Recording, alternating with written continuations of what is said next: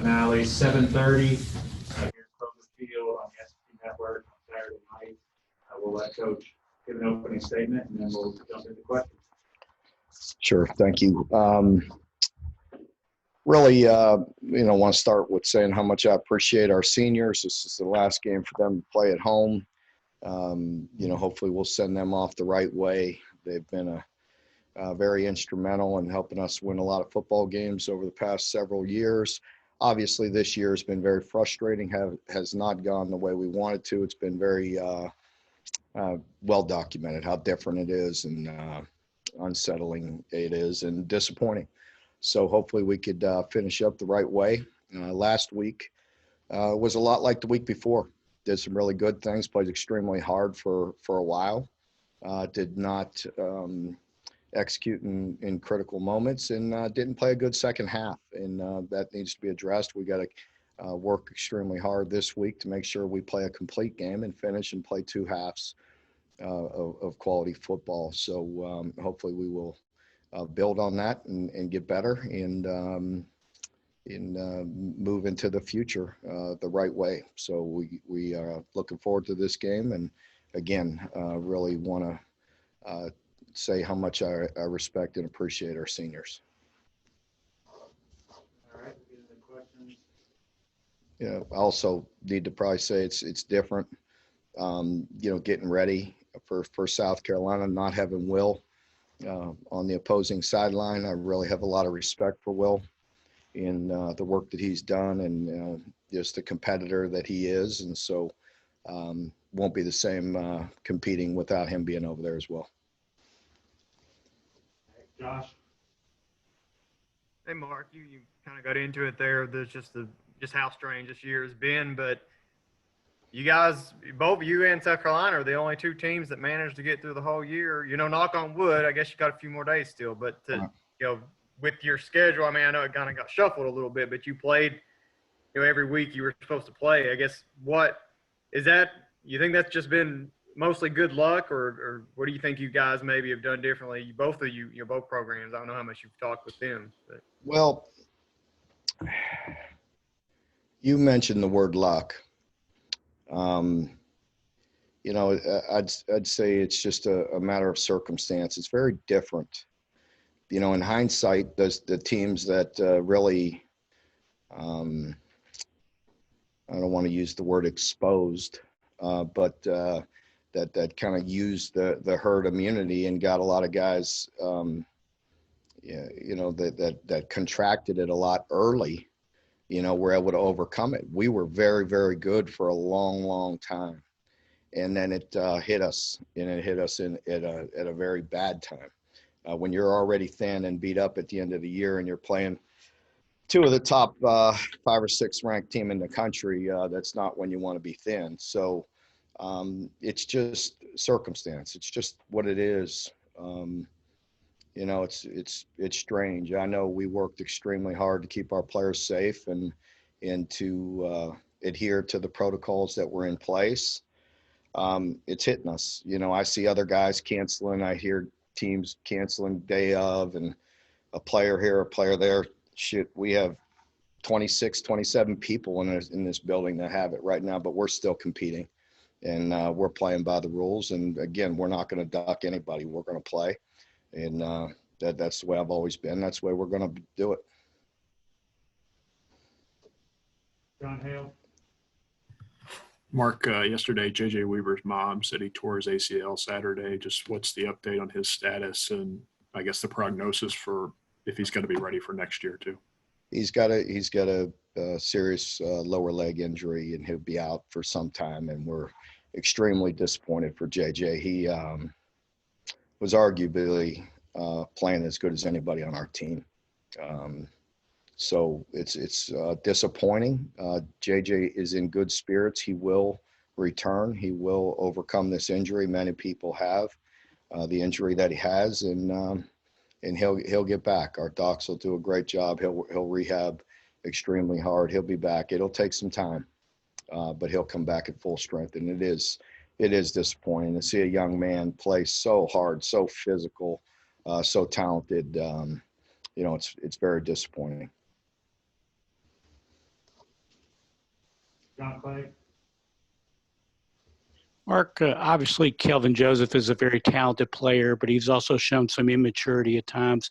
How do you approach his development going forward? Yeah, I mean, I got to continue to do the best I can, John. It is not, as you know from covering us, it's not the way we want to represent ourselves at times with the penalties and the undisciplined plays. Kelvin's a competitor. He understands once you talk to him and get him on the side and visit with him, but he gets very competitive in games. But some of it is absolutely unacceptable. Like the one play on Saturday, there's no excuse. Can't have it. It's totally unacceptable. And it'll be addressed. And, it won't happen for a long time. I can promise you that. Kelvin's still relatively new to our culture and the way we do things, and we'll continue to teach him. That's our job, is to coach and to teach and to bring guys along. So we'll continue to work with him. Larry? Mark, I know you said you don't want to duck anybody and you keep playing, go right along. But could you just give us an idea how tough this year has been emotionally and mentally on players and staff and everything from all that you all have dealt with? Yeah, it's hard to put into words, Larry. It is. I don't really want to get into specific words in detail how difficult it is, because people will say it's an excuse. I think you and I personally know, and I could talk to you about it. And I know it's been, definitely one of the most trying times, certainly one of the most trying coaching experiences of my life. And I've been through some tough ones. I don't really want that to be the headline, because it's about the players. I am paid to do this job. I accept it. I can shoulder it. I'll be fine. I do care about our players, and I do care about their mental and physical well-being. And it's been very, very trying on them. Gary?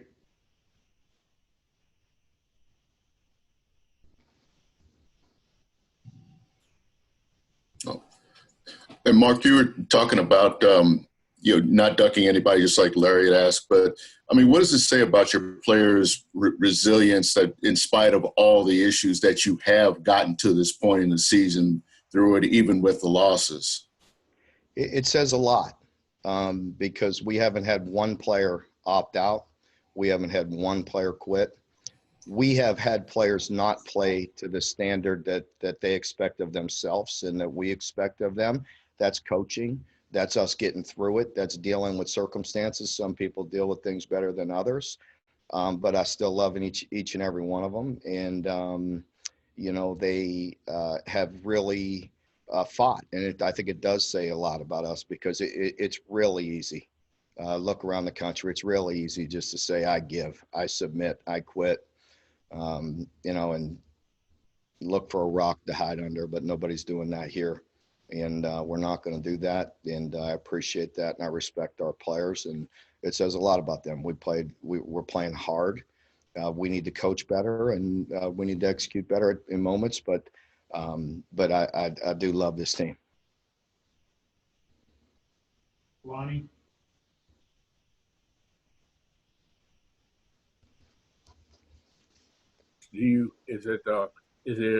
What is the chance of getting Justin Rigg back? I realize there's more people out than Justin, but given the emphasis that you like to put on the way you like to run your offense and what have you, and your 12 personnel and all, I was wondering if you had a chance of getting him back, and in addition to that, how's Brendan Bates playing? Yes. Hopefully we will get Justin back. It's good to get Bates back out there. Last week, obviously, Keaton's playing very good football, and you're right, Lonnie, 12 personnel is a big part of our offense, and we do have a good chance to get Justin back this week, so that'll help. Mark?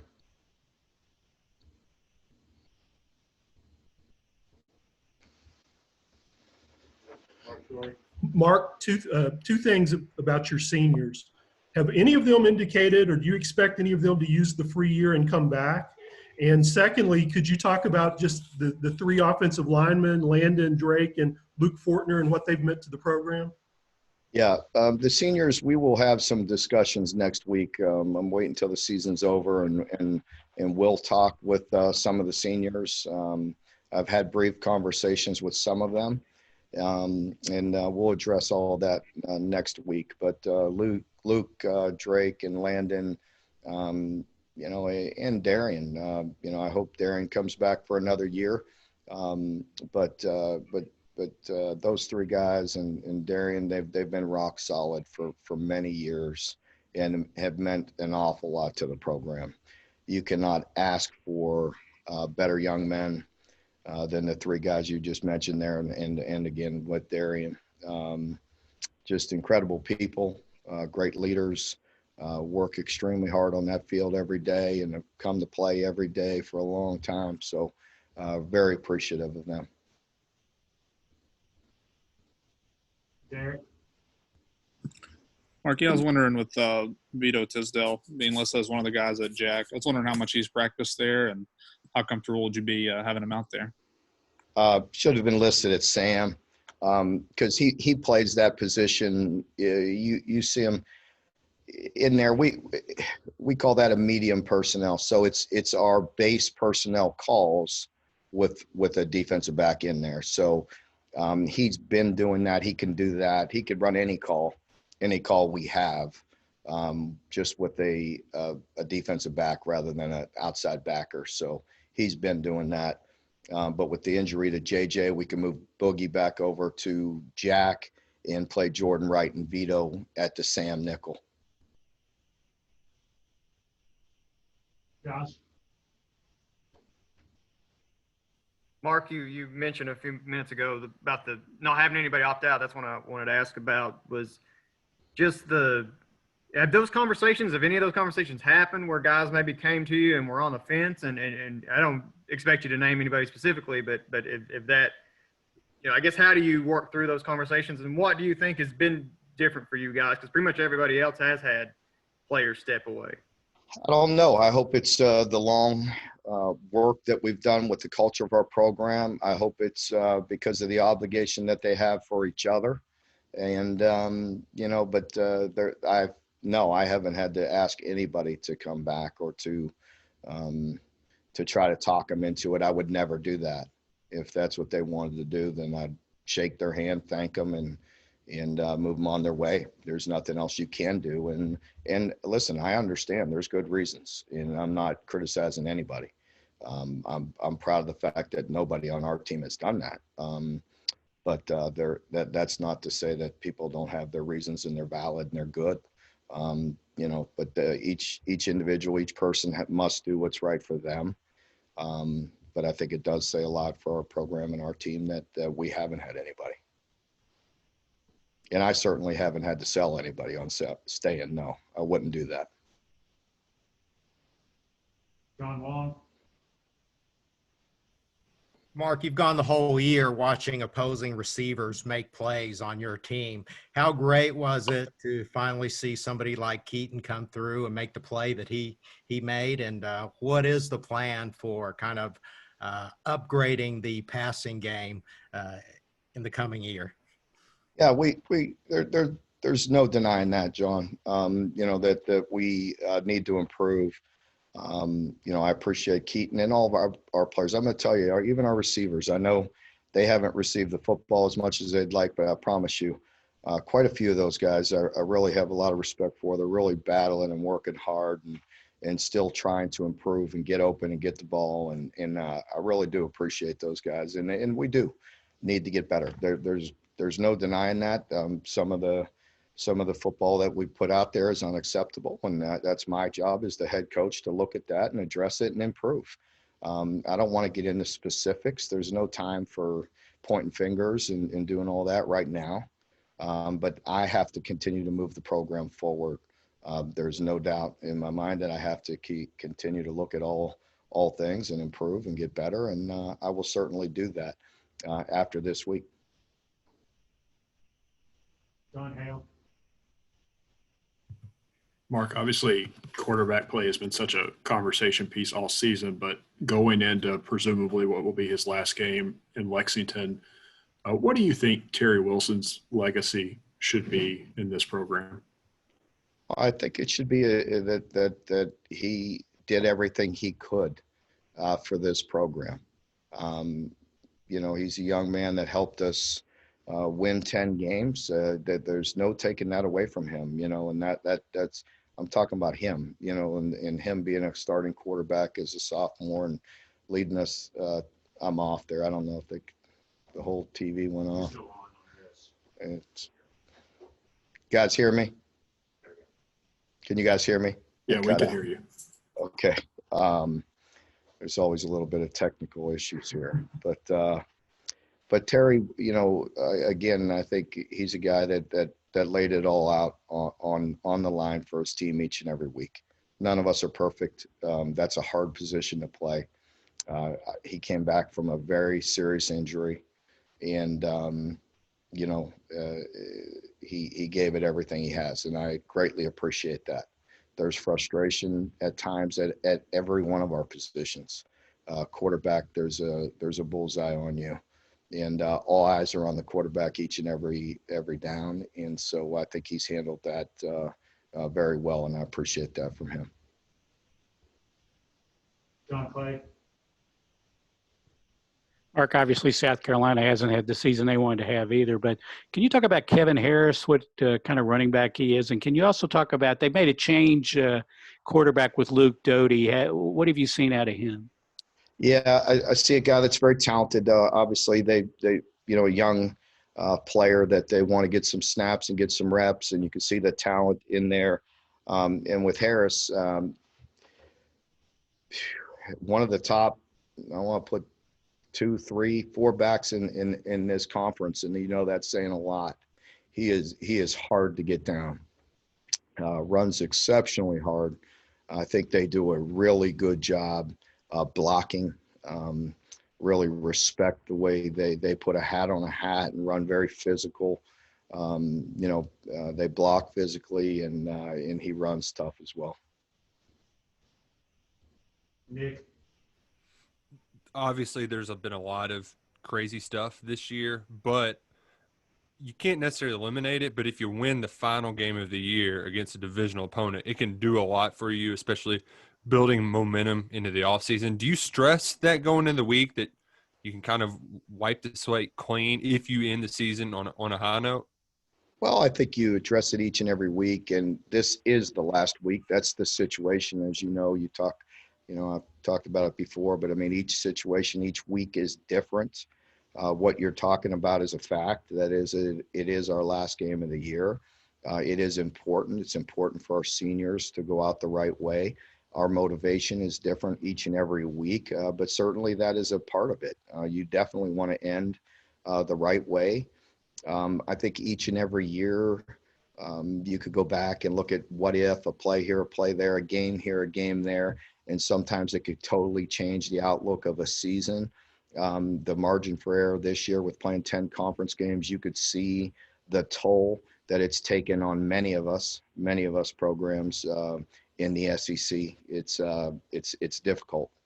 And anybody that was crying for more conference games better take a hard look at what happened this year to the league. So it is important to go out with a win. And as I also mentioned all year, each week we hit the reset button, and it's extremely important to try to go 1-0 that week. And so it's a big game for many reasons. Terry. Mark, what areas do you see encouragement? I mean, you talked about improvement, but what areas are you encouraged by even with these last couple of games? I think it's the effort is the big thing. We're not 100%, believe me. There's some guys that, need to look at this film and need to evaluate themselves and to see if that's everything they have. We're not perfect, but there's a lot of guys that are in a difficult situation, in a trying season. I see a lot of great effort, and I still see a lot of great leadership, and that makes me proud. All right, we've got 3 more. John Hale, then Josh, and John Wall. Mark, there's been some speculation just because of the virus and all the protocols that not everybody will accept bowl bids this year if they get them. Will you all definitely play in a bowl game if you have the opportunity to do that? I'm not sure. I really haven't addressed that yet. I need to visit with our team. I think, the biggest thing would be the mindset of our team and to make sure that they would be all in and want to do that. I certainly would want to, and I think our staff would, and our administration. There's going to be a lot of teams playing in bowl games with 3 and 4 wins. And so, we need to win this game. That's for sure. But I'll address that next week, and it'll really be the temperature of our football team. I definitely don't want to go in there half-hearted. I want to go in with all-in mentality and ready to play and compete. All right, John Wong, and then we'll wrap up with Josh. Hey, Mark, I know these types of interactions between coaches occur on the sidelines all the time, so I don't want you to take this the wrong way, but the camera did pick up a pretty animated conversation between you and Eddie and Vince. I may be wrong, but it might have been right before the Keaton Upshaw touchdown pass. I didn't know if you remember what was going on during that, but more importantly, what is the dynamic between you and Eddie, especially when your team has the ball? Are you letting Eddie just call all the shots, or do you just step in when you need to? How does that work? Well, we had a discussion at that point in time, but animated or hot or hostile, absolutely not. Intense, maybe. But no, that was a very good discussion there. We talked about a couple things, and then ultimately I said, do what you want, do what your gut, do what you practiced, trust your instincts, and call the play. And he did. Eddie called it, and we scored. And so, I try to stay out of that as much as I can. I have some input, but I try to leave that up to Eddie and the offense staff. Josh, bring us home. Mark, you mentioned earlier the second half, last couple of weeks has been, and then maybe even going back to Vanderbilt, it's kind of, it's not been what you wanted. Is there anything, when you watch those tapes, is there anything like a commonality that you're seeing as far as those breakdowns? I think a big piece of it is again, I mentioned it, but it's not complimenting each other.